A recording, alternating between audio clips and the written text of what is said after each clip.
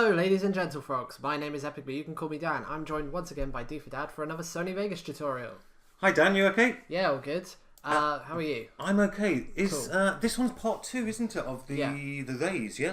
Well, what I thought we could do is we could turn this into a little series where we do a few edits on this clip and then see what it turns out like, and then we can just post it as a one-clip edit.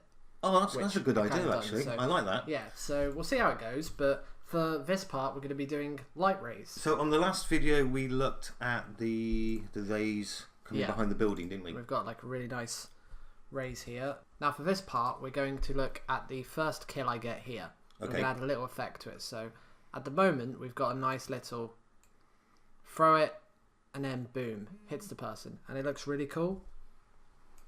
But I think, you know, we want to add a little effect to it to make it look a bit better. When it actually hits? Yeah, and make the kill look a bit more cooler. So we've got these light rays here, these are the rays down here, and then we've got the light rays up here as part of a video effect. So we're going to go to intense light rays.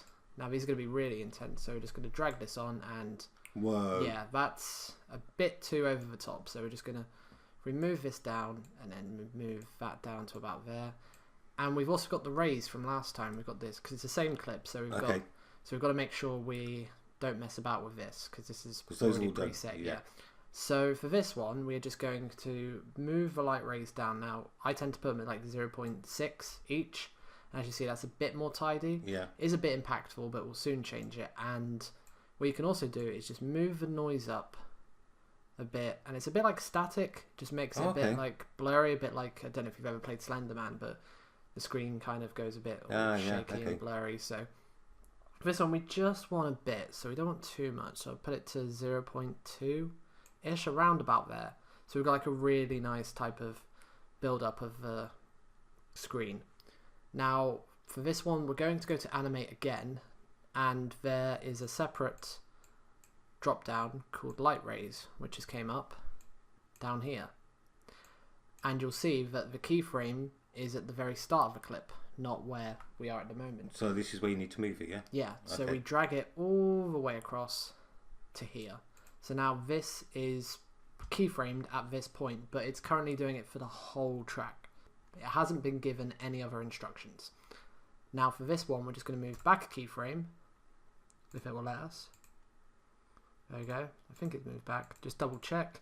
Yeah, so we've moved back one keyframe, and then we're going to put the noise down to 0, and we're going to put all effects down to 0. And there we go. That just makes it look normal, so when it hits, boom. That's it. Yeah, the effect goes straight in. But in order to make it look nice, because otherwise we're just going to have this throughout the clip. And as nice as it looks, we just want it to kind of fade off a bit. And kind of look a bit nicer. So just going to move forward about... Depends on where you put the velocity markers, if you're using velocity. If not, just move about a quarter or halfway across the clip, opposed to where you've got the other marker sorted, and just do the same what you did for the clip behind, and just move everything down and take everything off. And then you can just play around with this a bit, see what works best for you. But essentially all it is just boom, and then nicely fades out. And then onto the next one. And can you actually put that on the text as well when those the scores come up? Yeah, well, if you see, like, if we wanted to, if we were going to like do it on the text, there is a light source here where it chooses where you have the center of the light source. So if we wanted this soldier up on the balcony up here, see it's centered around him there. But if we wanted the gun, then it's down here. If we wanted like the specialist ability here, it's over here. If we wanted the soldier in the background, there it is. It just centers the light rays around that's a good there. idea. If we wanted to do the text here, we've got all this. So that's just for another tutorial though. At the moment it's mainly focused on this soldier. In fact, I might even just...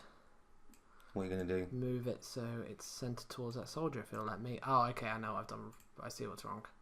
So if we move it, there we go. So it's centered on that soldier. And that way. And if you wanted to as well, you can just move about with the keyframe. But I think that actually looks cool now, because that looks a lot better because it's centered around him. And if the soldier moves, you can just move this across.